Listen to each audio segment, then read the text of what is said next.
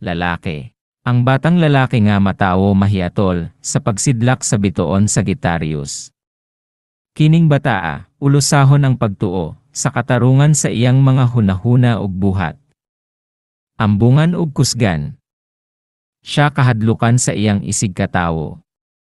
Hilabihan kadaling makahuman sa iyang mga buluhaton. Kon magdaro siya, siya ang mahauna paghuman. Kon mag-atop sa balay, siya gihapon ang mahauna paghuman. Sa usa ka pulong, siya abtik uyamot nga manglihok-lihok. Mahal niya ang pulong.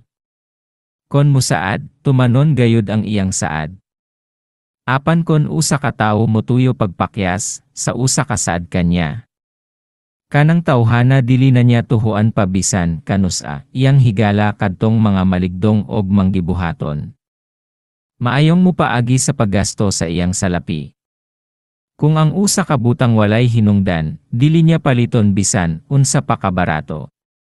Apan kon hunahuna niya nga mapuslanon ang usa ka butang. Kini iyang bayran bisan sa bili nga mahal. Maampingon sa kadungganan sa kababayen-an, upod tahuron og mahalon sa mga babaye. Mos wag pagsamot kon maminyo. Mga naksyag mga duha or tulo. Abuton siya sa nagkalain-laing sakit sa panuigon nga 3, 4 og 22. Muabot siya sa kagulangon nga 56 og tabangan siya sa Ginoo.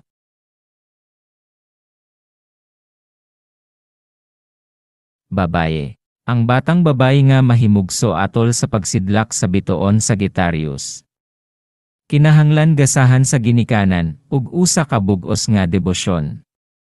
Nahibadli sa iyang palad nga hanukan siya sa daghang dimalas. Kon maninda, mahurot ang puhunan, gumikan sa utang sa mga tao, nga akusog mo solo-ulokan niya.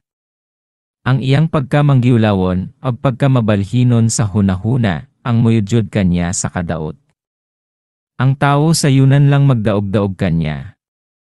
Musugot-suguton siya sa leke, siya malagmit kasabaan sa iyang hinigugma. Kon dunggon sa Ginoo ang pag-ampo sa iyang ginikanan. Siya mahimong sulundon na babaye. Pagayukbuan siya sa kaulitawhan. Mahiluna sa usa ka kaminyoon nga malipayon ug malinawon. Mos wag usab siya sa iyang pagpatigayon. Makatigom siyag dakong salapi. Malumong asawa og kugihan na inahan sa iyang mga anak. Duawon siya sa mapintas nga sakit sa panuigon na 3, 20 og 31.